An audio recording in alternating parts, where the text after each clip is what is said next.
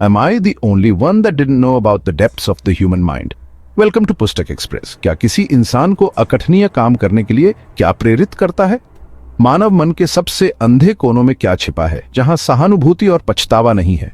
ये द्रुतशीतन प्रश्न क्रिस्टोफर बेरिडी की किताब talking with psychopaths and savages beyond evil के केंद्र में है। बेरिडी, एक प्रसिद्ध अपराध विज्ञानी, हमें समाज के सबसे खतरनाक व्यक्तियों के दिमाग की यात्रा पर ले जाते हैं। उनके भयानक व्यवहार की उत्पत्ति को समझने की कोशिश करते हैं।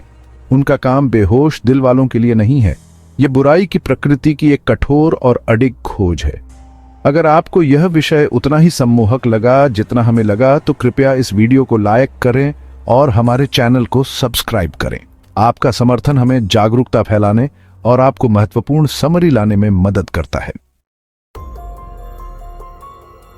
बेरिडी का दृष्टिकोण दुस्साहसी और गहन दोनों है। वह सीधे पत्र व्यवहार करते हैं और दोषी हत्यारों के साथ आमने सामने साक्षात्कार करते हैं। उनके विषयों में सीरियल किलर, सामूहिक हत्यारे और अन्य हिंसक अपराधी शामिल हैं। इन द्रुतशीतन मुलाकातों के माध्यम से वह उनके मानस की जटिलताओं को जानने का प्रयास करता है।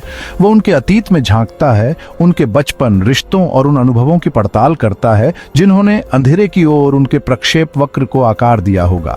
बेरिडी सावधानी पूर्वक उनकी पृष्ठभूमि की जांच करता है, उन पैटर्न और ट्रिगर्स की तलाश करता है जो उनके जघन्य कार्यों की व्याख्या कर सकते हैं। उनका काम संचार की शक्ति का प्रमाण है, यहां तक कि उन लोगों के साथ भी जिन्हें समाज अयोग्य समझता है। बेरिडी की पद्धति आलोचकों के बिना नहीं है। कुछ लोगों का तर्क है कि इन व्यक्तियों को एक मंच देने से उनके अपराधों का महिमा मंडन होने का जोखिम है। हालांकि बेरिडी का कहना है कि मनोरोगियों की प्रेरणाओं और विचार प्रक्रियाओं को समझना महत्वपूर्ण है। भविष्य की त्रासदियों को रोकने और प्रभावी हस्तक्षेप विकसित करने के लिए यह आवश्यक है। इन अपराधियों के साथ जुड़कर बेरिडी को मानव मन के सबसे अंधेरे कोनों पर प्रकाश डालने की उम्मीद है। उनके साक्षात्कार केवल अपराधों के बारे में नहीं है, बल्कि मानवीय स्थिति के बारे में है और क्या चीजें व्यक्तियों को ऐसे कार्य करने के लिए प्रेरित करती हैं। उनका मानना है कि यह समझ एक सुरक्षित समाज बनाने के लिए महत्वपूर्ण है। उनका काम हमें असुविधाजनक सच्चाइयों का सामना करने और गहरी समझ हासिल करने की चुनौती देता है, न कि केवल उन लोगों की निंदा करने के लिए जो सामाजिक मानदंडों से दूर भटक गए हैं। किताब में खोजे गए सबसे द्रुतशीतन मामलों में से एक टेड बंडी का है, जो कुख्यात सीरियल किलर है जिसने 1970 के दशक में कम से कम 30 युवतियों की हत्याओं को कबूल किया था। उसके आतंक के शासन ने अमेरिकी मानस पर एक अमिट छाप छोड़ी और उसका नाम शुद्ध बुराई का पर्याय बन गया है। बंडी अपने करिश्मे और भ्रामक आकर्षण के साथ अपने पीड़ितों को उनकी मौत के लिए लुभाने में सक्षम था। वह अक्सर घायल होने का नाटक करता था या मदद की जरूरत होती थी अनसुनी महिलाओं की दया का फायदा उठाता था। भरोसेमंद और हानिरहित दिखने की उसकी क्षमता ने उसे और भी खतरनाक बना दिया। उन्होंने एक मनोरोगी की परिभाषा को मूर्त रूप दिया, सहानुभूति या पछतावे से रहित एक मास्टर जोड़ तोड़। उसके ठंडे गणनात्मक स्वभाव ने उसे बिना किसी अपराध बोध के जघन्य कार्य करने की अनुमति दी, जिससे वह वास्तव में एक भयानक व्यक्ति बन गया। बंडी के पत्रों और साक्षात्कारों का बेरिडी का विश्लेषण एक शिकारी के दिमाग में एक परेशान करने वाली झलक प्रदान करता है। ये पत्र बंडी के विकृत विचारों और अपने कार्यों को तर्कसंगत बनाने के उनके प्रयासों को प्रकट करते हैं, जो उनके मानस में एक दुर्लभ अंतर्दृष्टि प्रदान करते हैं। बंडी के साथ अपनी बातचीत के माध्यम से बेरिडी हेरफेर, संकीर्णता और सहानुभूति की गहन कमी के एक पैटर्न को उजागर करता है। सलाखों के पीछे से भी अपने आसपास के लोगों में हेरफेर करने की बंडी की क्षमता उसके खतरनाक और चालाक स्वभाव को प्रदर्शित करती है। बंडी का मामला एक कठोर अनुस्मारक के रूप में कार्य करता है कि बुराई अक्सर एक आकर्षक मुखौटा पहन सकती है। उसका बाहरी रूप और आचरण उसके द्वारा किए गए राक्षसी कृत्यों के बिल्कुल विपरीत थे, जिससे कई लोगों के लिए उसके अपराधों की वास्तविक सीमा पर विश्वास करना मुश्किल हो गया। यह मनोरोगी के सूक्ष्म संकेतों को पहचानने के महत्व पर प्रकाश डालता है। इन संकेतों को समझने से संभावित खतरों की पहचान करने और उन्हें रोकने में मदद मिल सकती है, यह सुनिश्चित करते हुए कि ऐसे व्यक्तियों को नुकसान पहुंचाने से पहले न्याय के कटघरे में लाया जाए। उतना ही परेशान करने वाला जॉन वेन गेसी किलर क्लाउन का मामला है, जिसने 1970 के दशक में कम से कम 33 युवकों और लड़कों का यौन उत्पीड़न और हत्या कर दी थी। गेसी एक सामान्य दिखने वाला ठेकेदार और सामुदायिक स्वयंसेवक सामान्य स्थिति के अपने मुखौटे के नीचे एक भीषण रहस्य छुपाता था। उसने अपने पीड़ितों के शवों को अपने उपनगरीय शिकागो घर के क्रॉल स्पेस में दफना दिया। गेसी के मानस की बेरिडी की खोज एक गहरे अशांत व्यक्ति को प्रकट करती है जो शक्ति और नियंत्रण की आवश्यकता से प्रेरित है। गेसी का मामला एक कठोर अनुस्मारक है कि बुराई सबसे अप्रत्याशित जगहों पर छिप सकती है। यह हमारे दैनिक जीवन में सतर्कता और जागरूकता की आवश्यकता को रेखांकित करता है। The mind of a serial killer, decoding motives. इन और अन्य कुख्यात हत्यारों के साथ अपनी बातचीत के माध्यम से बेरिडी मनोरोगी दिमाग के जटिल कामकाज को समझने का प्रयास करता है। वह मनोरोगी के इर्द गिर्द घूमने वाले विभिन्न सिद्धांतों की पड़ताल करता है। कुछ विशेषज्ञों का मानना है कि यह प्रकृति का परिणाम है, एक आनुवंशिक प्रवृत्ति। दूसरों का तर्क है कि यह पर्यावरणीय कारकों जैसे बचपन के आघात या दुर्व्यवहार से पोषित होता है। बेरिडी इन अलग अलग दृष्टिकोणों को प्रस्तुत करता है। वह पाठकों को बुराई की उत्पत्ति के बारे में अपने निष्कर्ष निकालने के लिए प्रोत्साहित करता है। उनका काम इन जघन्य कृत्यों को क्षमा या उचित ठहराने के बारे में नहीं है, यह उन कारकों को समझने के बारे में है जो उनके विकास में योगदान करते हैं। केवल समझ के माध्यम से ही हम ऐसी त्रासदियों को भविष्य में होने से रोकने की आशा कर सकते हैं। Tension and revelation, a glimpse into the abyss. इन व्यक्तियों के साथ बेरिडी की मुलाकातें अक्सर तनाव से भरी होती हैं। ऐसे क्षण आते हैं जब मुखौटा फिसल जाता है। वह जिस व्यक्ति से बात कर रहा है उसका असली स्वभाव सामने आ जाता है। वह अपने कुछ विषयों से निकलने वाली बुराई की एक स्पष्ट भावना को महसूस करने का वर्णन करता है। यह उनके द्वारा उत्पन्न वास्तविक खतरे की एक द्रुत शीतन याद दिलाता है।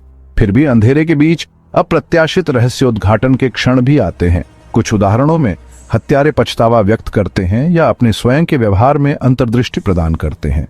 ये पल हालांकि दुर्लभ हैं, आशा की एक किरण प्रदान करते हैं। उनका सुझाव है कि सबसे कठोर आपराधिक दिमाग के भीतर भी मानवता की एक झिलमिलाहट शेष हो सकती है। The mask of sanity, unveiling hidden dangers.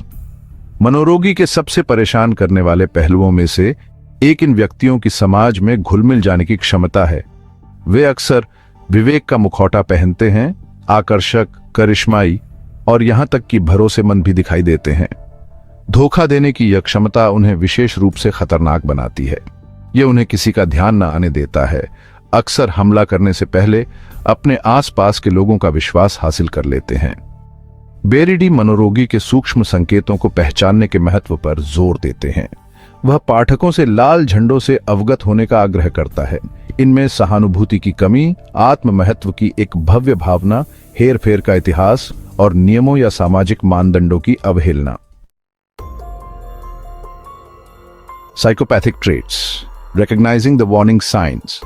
जबकि हर व्यक्ति जो इन लक्षणों को प्रदर्शित करता है वह मनोरोगी नहीं होता है, उन्हें पहचानना रक्षा की एक महत्वपूर्ण पहली पंक्ति के रूप में काम कर सकता है। बेरिडी संभावित खतरनाक व्यक्तियों से खुद को बचाने के बारे में व्यावहारिक सलाह देता है। वह आपकी प्रवृत्ति पर भरोसा करने, सीमा निर्धारित करने के महत्व पर जोर देता है और हेरफेर करने से इनकार करते हैं। उनका काम एक कठोर अनुस्मारक के रूप में कार्य करता है कि बुराई सबसे अप्रत्याशित जगहों पर छिप सकती है। यह दूसरों के साथ हमारी बातचीत में सतर्कता और जागरूकता की आवश्यकता को रेखांकित करता है। मनोरोगी की पहचान को समझकर हम खुद को और अपने प्रियजनों को पीड़ित बनने से बेहतर तरीके से बचा सकते हैं। The importance of awareness, protecting yourself and others. बेरिडी के काम के व्यक्तिगत सुरक्षा और सामाजिक भलाई दोनों के लिए गहरा निहितार्थ है। मनोरोगियों की प्रेरणाओं और व्यवहारों को समझकर हम हिंसक अपराध को रोकने और उसे संबोधित करने के लिए अधिक प्रभावी रणनीति विकसित कर सकते हैं। इसमें बेहतर मानसिक स्वास्थ्य देखभाल, प्रारंभिक हस्तक्षेप कार्यक्रम और समाज में पुनर्वास और पूर्ण एकीकरण पर अधिक ध्यान केंद्रित करना शामिल है। उनका काम कार्रवाई के लिए एक कॉल है।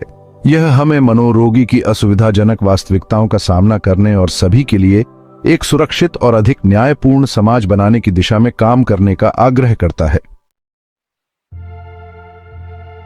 Beyond evil, a deeper understanding.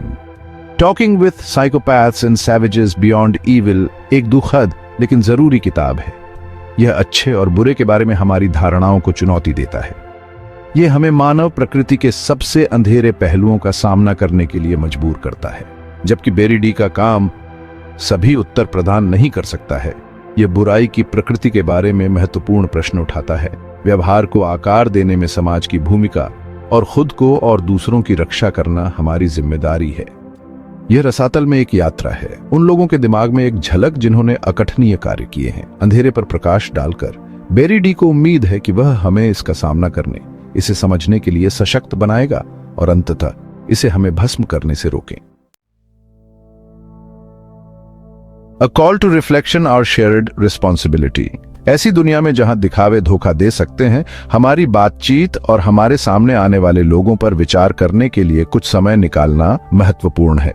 क्या आप कभी किसी ऐसे व्यक्ति से मिले हैं जो आकर्षक लग रहा था लेकिन अस्थिर महसूस कर रहा था? वह भावना अक्सर एक संकेत होती है जो हमें सतह से परे देखने का आग्रह करती है।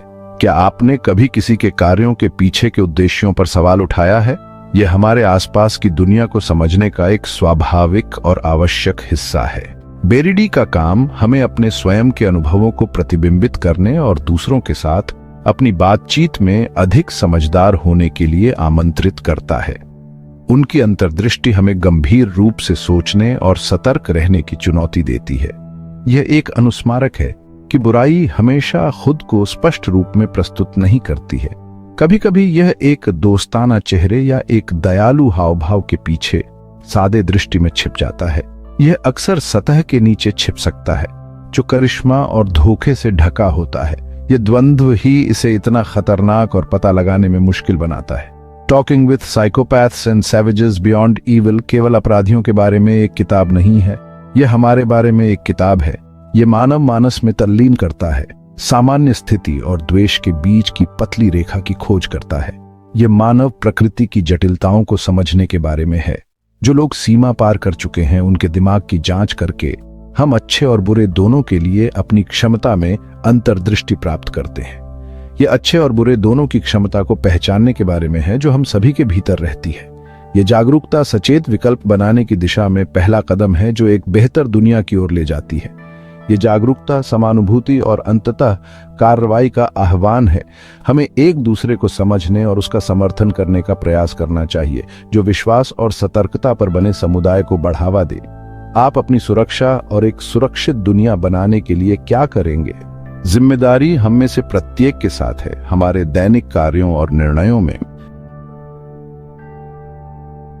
अगली समरी कौन सी सुनना चाहते हो? कमेंट में बताएं। इस वीडियो को लाइक और सब्सक्राइब करें और अधिक जानकारी के लिए पुस्तक एक्सप्रेस चैनल को फॉलो करें।